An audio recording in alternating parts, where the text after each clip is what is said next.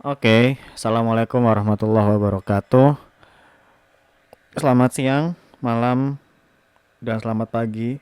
Nama saya Indra Maulana Yasya, mahasiswa UT Fakultas Teknologi dan Sains, jurusan Sistem Informasi, dengan nomor NIM 056728459. Oke, kali ini kita akan mengerjakan atau membahas tugas satu untuk mata kuliah basis data.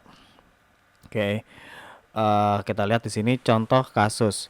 Pada sebuah perguruan tinggi, mahasiswa akan mengambil mata kuliah yang ditawarkan. Setiap mahasiswa dapat mengambil minimal satu mata kuliah, namun dapat mengambil beberapa mata kuliah dalam satu semester. Setiap mata kuliah hanya bisa diajar oleh satu orang dosen, dan setiap dosen dapat mampu mengajar minimal satu mata kuliah. Oke, terus tugas satu adalah dari kasus tersebut buatlah Entity Relationship Diagram atau ERD dengan tahapan atau langkah yang sesuai panduan. Oke, ya yang pertama kalau yang diajarkan pada modul kita menggunakan software YED Live. Saya pakai yang versi browser anyway. Terus kita namain dulu namanya filenya perguruan tinggi. Oke. Nah, di sini sudah pertama yang jelas kita bikin entity-nya dulu ya. Nah, bisa dilihat dari di sini di tab ini sudah disediakan entity-nya bentuknya persegi panjang seperti ini. Nah, ini kita kasih nama. Yang jelas ada 3 entity ya. Pertama tuh mahasiswa.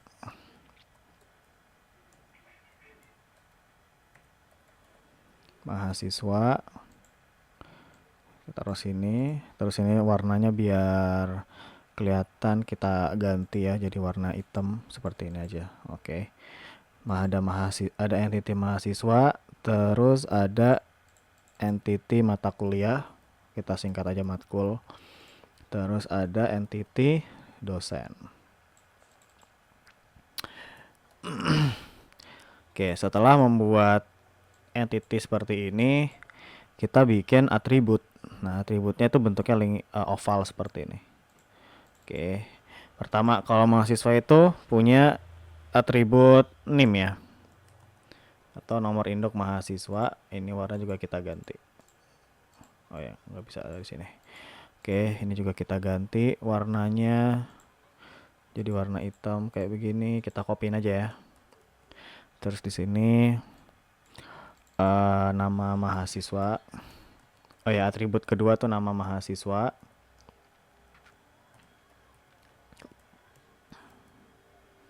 Oke. Ini kurang gede kelihatannya. Oke. Oke, terus kalau udah kita sambungin menggunakan relationship tapi yang unspecified. Oke. Karena ini cuma atribut aja ya, cuma untuk menunjukkan bahwa entity ini punya beberapa atribut. Oke, terus kalau udah kita sambungin di sini juga nggak apa-apa ya. Tentu nanti akan kita ubah karena relationshipnya berbeda. Ini untuk sementara aja. Oke, terus kalau udah kita bikin atribut untuk mata kuliah. Oke, ini kita namain. Ini daripada ribet kita copy aja dari sini. Oke, kalau mata kuliah itu biasanya punya nomor matkul ya atau kode matkul. Saya namain kode MK gitu aja. Terus apa? Kode matkul terus sama kode matkul sama sebentar. Nama matkul kita berikan apa? Nama matkul. Terus kita kasih ini juga. Nah, kita kasih apa namanya? Relationship tapi yang unspecified gitu. Terus untuk dosen juga sama. Kita copy aja ya biar cepet. Terus di sini ada yang namanya NID atau nomor induk dosen. Terus Di sini ada yang namanya nama dosen. Oke, kita hubungin nah. Tapi kita di sini belum selesai. Kalau menurut soal kan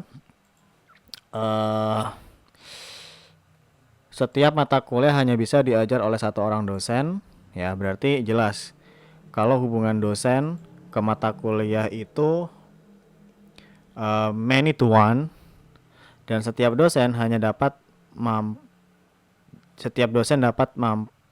mengampu atau mengajar minimal satu mata kuliah, berarti one to many.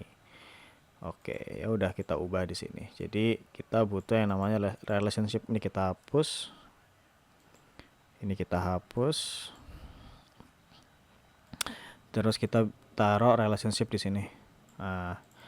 Nah, di sini ada meregistrasi ya. Tentu di soal nggak disebutkan, tapi kita harus bikin.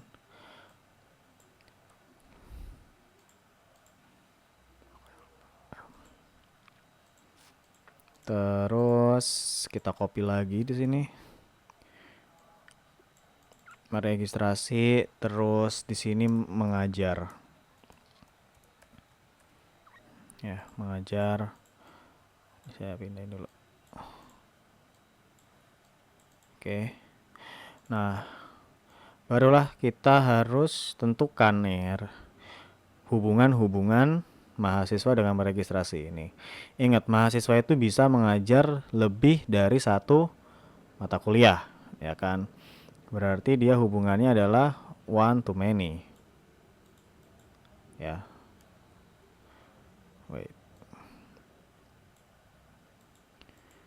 Ya, terus mata kuliahnya di sini gini.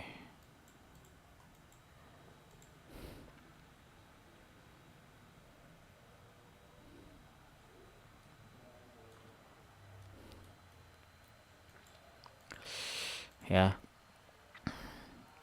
Terus apa?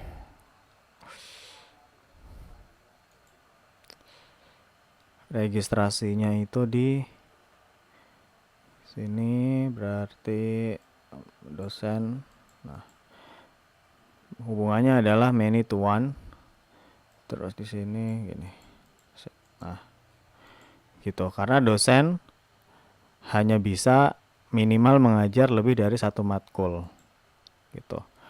Nah, terus kalau udah kita kita harus membuat grup ya, karena kalau implementasinya itu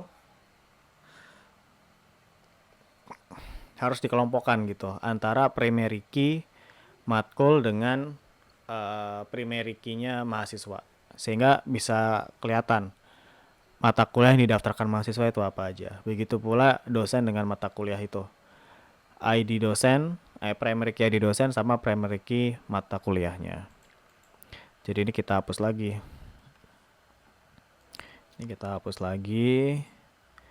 Terus di sini oh ya, relationship lagi. Ya, relationship lagi. Di sini ada meregistrasi ya.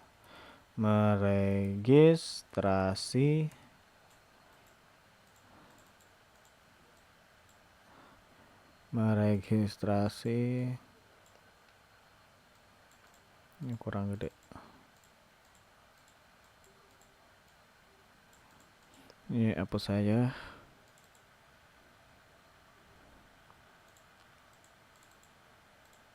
Ya, meregistrasi. Kok ribet banget sih. Sini, ini copy aja, kita copy. Terus ini ada di registrasi.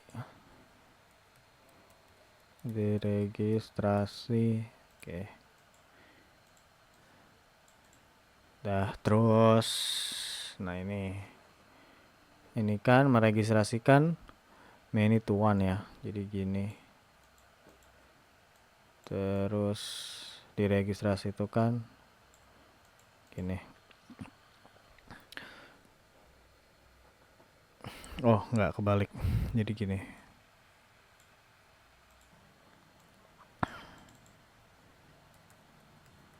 Registrasi mata kuliah. Terus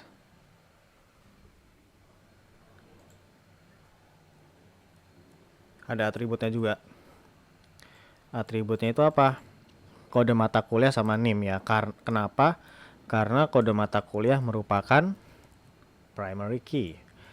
Dan NIM juga primary key untuk mahasiswanya. NIM ya. Oke, kita bikin di sini. Oke. Terus sini kebalik. Oke.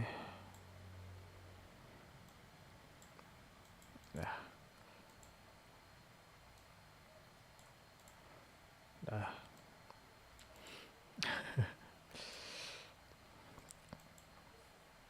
Nah, kita juga lakukan hal yang sama ya. Ininya itu one to many, jadi gini.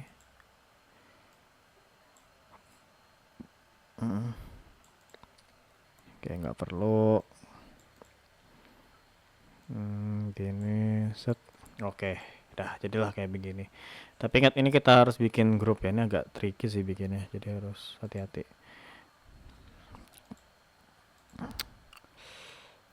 UML. Oh, ini grup. Oke, di sini gini. Nggak gitu sih.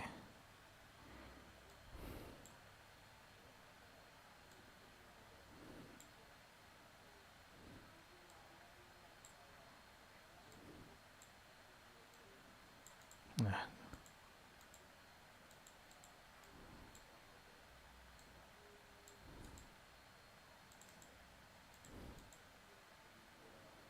Ini